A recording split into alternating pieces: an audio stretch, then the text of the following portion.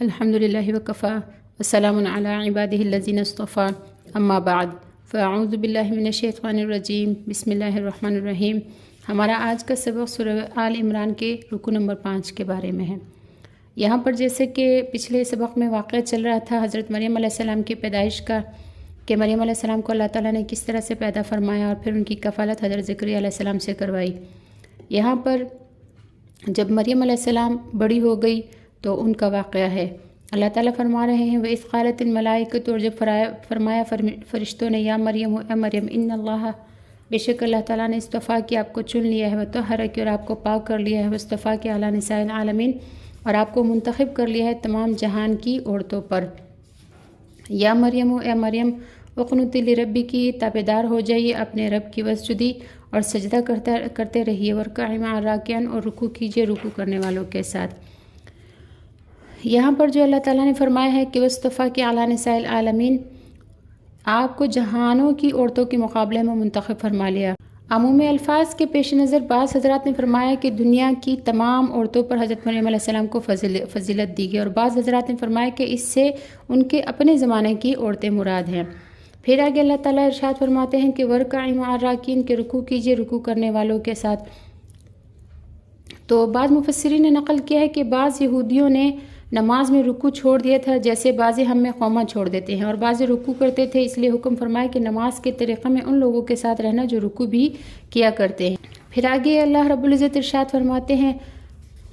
ذالک، یہ من انباء الغیب، غیب کی خبریں ہیں، نوحیہ الیک، جو ہم آپ کی طرف نبی علیہ السلام وحی کرتے ہیں۔ وما کنت لدیہم، اور آپ ان کے پاس نہیں تھے، اذ یلقون، جب وہ ڈال رہے تھے، اقلامہم، اپنی قلموں کو، ایہم یکفل مریم، کہ کون مریم کی کفالت کرے گا، وما کنت لدیہم، اور آپ ان کے پاس نہیں تھے، اذ یختصمون، جب وہ جھگڑ رہے تھے۔ یہاں پر وہی واقعہ بیان ہو رہا ہے کہ جو بیت المقدس کے جو عبادت گزار تھے، انہوں نے مریم علیہ السلام کی کفالت کے لیے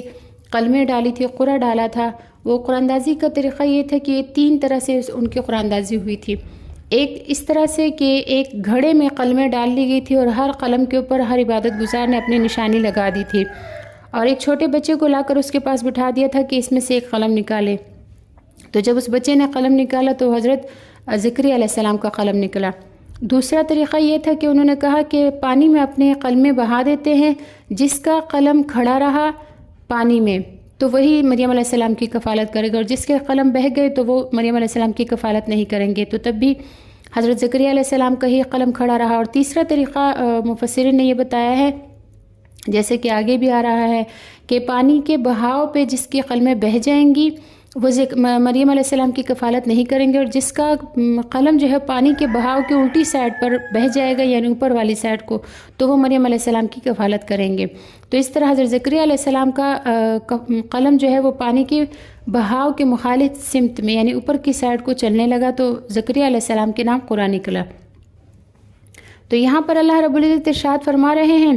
کہ حضرت مریم علیہ السلام کی والدہ کا نظر ماننا، پھر حضرت مریم کا پیدا ہونا، پھر حضرت زکریا علیہ السلام کی کفالت میں نشو و نما ہونا، ان کے پاس غیب سے رزق آنا، حضرت زکریا علیہ السلام کا دعا کرنا اور ان کے ہاں بیٹا پیدا ہونا، حضرت مریم علیہ السلام کو فرشتوں کا خطاب کرنا، یہ سب امور غیب ہے، یعنی غیب کی باتیں ہیں جنہیں نبی کریم صلی اللہ علیہ وسلم نزول قرآن سے پہلے نہیں جانتے تھے۔ ان چیزوں کا علم آپ کو صرف وحی کے ذریعے ہوا، اور یہ آپ کے معجزات واضحہ میں سے ہے۔ آیت بالا میں یہودیوں کو توجہ دلائی کہ دیکھو یہ خبریں محمد رسول اللہ صلی اللہ علیہ وسلم کو کہاں سے معلوم ہوئی، جو تمہارے آباء و اجداد سے متعلق ہیں اور جنہیں تم جانتے اور پہچانتے ہو۔ ظاہر ہے کہ ان کا ذریعہ صرف وہی ہے، لہٰذا حق کو قبول کرو اور نبی علیہ السلام پر ایمان لے آؤ۔ پھر آگے اللہ رب العزت ارشاد فرماتے ہیں اذ قالت الملائکۃ، جب کہا فرشتوں نے یا مریم اے مریم ان اللہ، بے شک اللہ تعالیٰ یبشرکی، آپ کو خوشخبری دیتا ہے، بکلمۃ منہ، اللہ تعالیٰ کی کلمہ کن سے پیدا ہونے والے ایک بیٹے کی، بکلمۃ منہ، اس کے کلمے کی، یعنی عیسیٰ علیہ السلام کی، اسمہ المسیح، کہ اس کا نام مسیح، عیسیٰ ابن مریم، عیسیٰ بیٹا مریم کا ہوگا، وجیہن، وہ عزت والا ہوگا، فی الدنیا، دنیا میں، والآخرتی، اور آخرت میں، وہ من المقربین، اور وہ مقرب لوگوں میں سے ہوگا، یکلم الناس، کلام کرے گا لوگوں سے، فی المہدی، جھولے میں یا ماں کی گود میں، وکہلن، اور جوانی میں، ومن الصالحین، وہ ہوگا نیکوکاروں میں سے۔ قالت تو مریم علیہ السلام نے فرمایا ربی اے میرے رب انا یکون لی ولد میرے کیسے بیٹا پیدا ہوگا ولم یمسسنی بشر اور مجھے تو کسی انسان نے چھوا بھی نہیں۔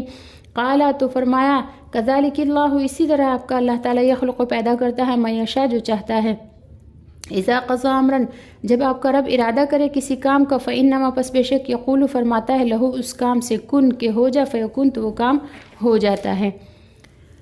یہاں پر جو فرمایا کہ کلمۃ من اللہ یہ اس لیے فرمایا کہ وہ بغیر باپ کے عیسیٰ علیہ السلام بغیر باپ کے صرف اللہ کے حکم سے پیدا ہوئے، اس لیے ان کو اللہ تعالیٰ صرف اللہ تعالیٰ کے کلمہ کن سے پیدا ہوئے، اس لیے ان کو کلمۃ من اللہ فرمایا۔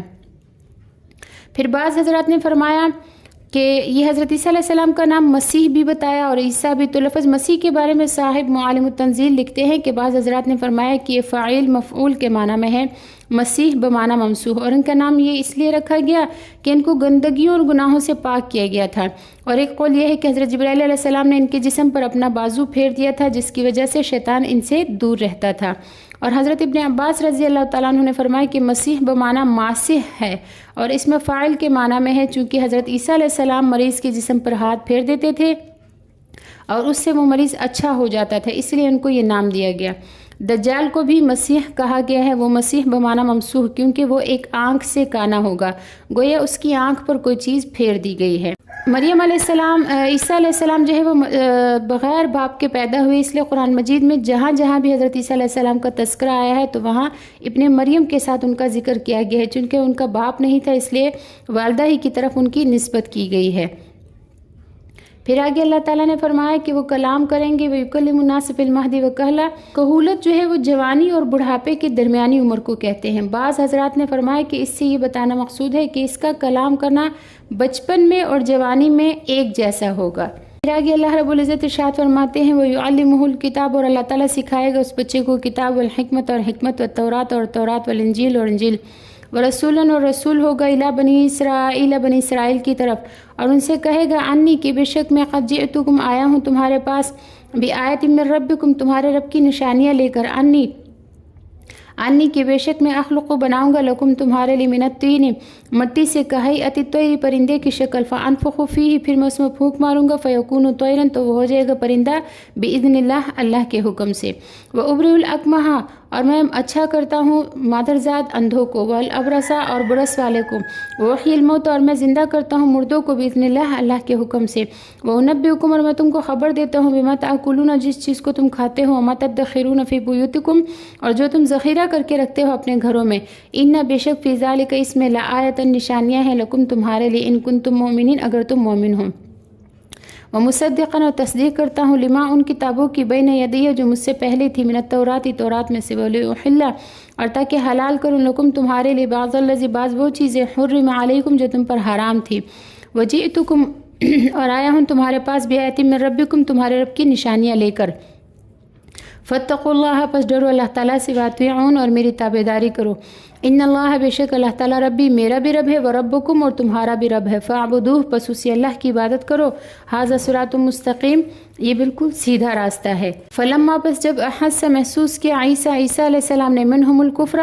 ان لوگوں سے کفر کو، قال تو فرمایا من انصاری الی اللہ کہ کون اللہ کے لیے میری مدد کرے گا، قال الحواریون تو حواریوں نے کہا نحن انصار اللہ ہم اللہ تعالیٰ کے مددگار ہیں، یعنی اللہ کے لیے آپ کی مدد کریں گے، آمنا ہم ایمان لائے باللہ اللہ پر، وشہد اور گواہ ہو جائیے بأننا مسلمون کہ بے شک ہم مسلمان ہیں ہم تابعدار ہیں، ربنا اے ہمارے رب، آمنا ہم ایمان لے بما اس پر انزلتا جو آپ نے اتارا ہماری طرف، اتبعنا الرسول اور ہم نے تابعداری کی آپ کے رسول کی، فاکتبنا پس آپ ہم کو لکھ لیجئے مع الشاہدین گواہ ہونے والوں کے ساتھ یا تصدیق کرنے والوں کے ساتھ۔ سیدنا عیسیٰ علیہ السلام نے بنی اسرائیل کو اپنے اتباع اور اطاعت کی دعوت دی اور انجیل پر ایمان لانے کا حکم فرمایا اور ان کو بتایا کہ میں اللہ کا رسول ہوں، تم میری اطاعت اور فرمانبرداری کرو، لیکن بنی اسرائیل نے عناد اور ہٹ درمی پر کمر باندھ لی۔ حضرت عیسیٰ علیہ السلام یہود سے خطاب فرماتے اور حق کی دعوت دیتے تھے اور وہ لوگ ان کا مذاق بناتے تھے۔ اس پر بنی اسرائیل کی ایک جماعت نے جب حضرت عیسیٰ علیہ السلام نے محسوس فرما لیا کہ بنی اسرائیل ایمان لانے والے نہیں ہیں، لہٰذا انہوں نے پکارا کہ کون ہے جو میرا مددگار بنے، تو اس پر بنی اسرائیل کی ایک جماعت نے ایمان قبول کیا اور ایک جماعت نے کفر اختیار کیا۔ جیسے کہ سورہ صاف کی آخری آیت میں مذکور ہے کہ وہیں پر حواری موجود تھے، انہوں نے کہا کہ ہم اللہ کے مددگار ہیں۔ یہ حواری کون لوگ تھے؟ اس کے بارے میں مفسرین نے متعدد اقوال نقل کیے ہیں۔ لفظ حواری یا حور سے مشتق ہے۔ حور سفیدی کو کہتے ہیں۔ جنت کی عورتوں کو اس لیے حور کہا گیا کہ ان کا رنگ سفید ہوگا۔ ایک قول کے مطابق حضرت عیسیٰ علیہ السلام کے حواری دھوبیوں کا کام کرتے تھے، یعنی اجرت پر لوگوں کے کپڑے دھوتے تھے، اس لیے ان کو حواری کہا جاتا تھا۔ حضرت سعید بن جبیر رحمۃ اللہ علیہ نے فرمایا کہ ان کے کپڑے سفید تھے، اس لیے حواری کا لقب دیا گیا۔ حضرت قتادہ کی بات سے معلوم ہوتا ہے کہ ان کے قلوب کی صفائی اور اخلاق کی پاکیزگی کی وجہ سے حواری کہا گیا، اور یہ بھی لکھا ہے کہ یہ 12 افراد تھے، اور ایک قول یہ بھی ہے کہ 29 افراد تھے۔ بہرحال یہ حضرت عیسیٰ علیہ السلام کے خاص متبعین میں سے تھے۔ انہوں نے ایمان بھی قبول کیا اور ان کے ساتھ دعوت کے کام میں شریک رہنے کا اعلان بھی کیا۔ پھر لفظ حواری اب ایسے خصوصی شخص کے لیے استعمال ہونے لگا جو بہت ہی زیادہ خاص ہو۔ نبی کریم صلی اللہ علیہ وسلم نے ارشاد فرمایا،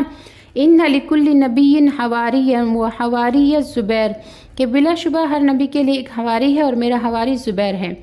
بہرحال حضرت عیسیٰ علیہ السلام کو ایسے خاص خادم مل گئے تھے جو ان کے ساتھ دعوت کے کام میں شریک تھے، لیکن پوری قوم بنی اسرائیل کے مقابلہ میں ان کی تعداد بہت کم تھی۔ بنی اسرائیل نے حضرت عیسیٰ علیہ السلام کی تکذیب کی اور ان سے دشمنی کی اور ان کی دعوت کو نہ مانا، بلکہ ان کے قتل کے در پر ہو گئے۔ اسی لیے اللہ رب العزت آگے ارشاد فرماتے ہیں کہ وَمَكَرُوا، اور انہوں نے ایک تدبیر کی، یعنی ان لوگوں نے، وَمَكَرَ اللَّهُ، اور ایک تدبیر اللہ نے فرمائی، وَاللَّهُ خَيْرُ الْمَاكِرِينَ، اور اللہ تعالیٰ سب سے بہتر تدبیر فرمانے والا ہے۔ جیسے جیسے سیدنا عیسیٰ علیہ السلام کی دعوت آگے بڑھتی گئی، آپ اپنے عہد و رسالت کے مطابق کام کرتے رہے اور کچھ نہ کچھ افراد ان کے ساتھی ہوتے گئے، تو بنی اسرائیل کی دشمنی بھی تیز ہوتی گئی، اور بالآخر انہوں نے حضرت عیسیٰ علیہ السلام کے قتل کرنے کی ٹھان لی اور طے کر لیا کہ انہیں ختم کر کے رہیں گے۔ اب بنی اسرائیل نے ایسی تدبیریں شروع کر دی جس سے حضرت عیسیٰ علیہ السلام شہید کر دیے جائے اور ان سے اب بنی اسرائیل کا چھٹکارا ہو جائے۔ بنی اسرائیل نے جب سیدنا حضرت عیسیٰ علیہ السلام کے قتل کرنے کا فیصلہ کر ہی لیا تو ان کو ایک مکان میں بند کر دیا اور ان پر ایک نگران مقرر کر دیا۔ جب قتل کرنے کے لیے وہاں پہنچے تو اللہ تعالیٰ نے اس نگران کی صورت حضرت عیسیٰ علیہ السلام جیسی بنا دی اور عیسیٰ علیہ السلام کو اوپر اٹھا لیا۔ ان لوگوں نے اندر جا کر دیکھا تو وہاں ایک ہی شخص کو پایا اور اسے قتل کر دیا، کیونکہ یہ شخص صورتاً حضرت عیسیٰ علیہ السلام کا ہم شکل تھا۔ اس لیے یہ لوگ سوچ بچار میں رہے کہ اگر یہ شخص وہی تھا جس کے قتل کرنے کے لیے ہم آئے تھے، یعنی عیسیٰ علیہ السلام، تو ہمارا آدمی کہاں گیا؟ اور اگر یہ ہمارا آدمی تھا تو وہ شخص یعنی عیسیٰ علیہ السلام کا قتل کہاں گئے؟ تو انہوں نے اس شخص کو تو قتل کر دیا، لیکن پھر بھی وہ شک و شبہ میں رہے۔ اسی کے بارے میں آگے اللہ رب العزت نے پھر ارشاد فرمایا سورہ نساء میں کہ انہوں نے ان کو قتل نہیں کیا، یعنی عیسیٰ علیہ السلام کو، اور نہ ہی ان کو پھانسی پر لٹکایا، صلیب پر لٹکایا، بلکہ وہ خود شک میں پڑ گئے ہیں۔ تو یہاں پر اللہ تعالیٰ فرماتے ہیں کہ جن لوگوں نے حضرت عیسیٰ علیہ السلام کے قتل کا ارادہ کیا تھا وہ ان کے قتل میں ناکام ہو گئے اور ان کو اشتباہ ہو گیا کہ ان کا اپنا آدمی قتل ہوا یا حضرت عیسیٰ علیہ السلام مقتول ہوئے۔ اللہ تعالیٰ کی تدبیر غالب آئی اور یہود کی مکاری دھری رہ گئی اور اس طرح سے اللہ تعالیٰ کا وعدہ پورا ہو گیا۔ لفظ مکر یہ خفیہ تدبیر کو کہتے ہیں، یہ اچھے کام کے لیے بھی ہوتی ہے اور برے کام کے لیے بھی۔ اللہ رب العزت ہمیں اپنی تمام مخلوقات کی مکر و فریب اور تدبیروں سے بچائے رکھے اور اللہ تعالی ہماری حفاظت فرمائے۔ وآخر دعوانا ان الحمد للہ رب العالمین۔ السلام علیکم ورحمۃ اللہ وبرکاتہ۔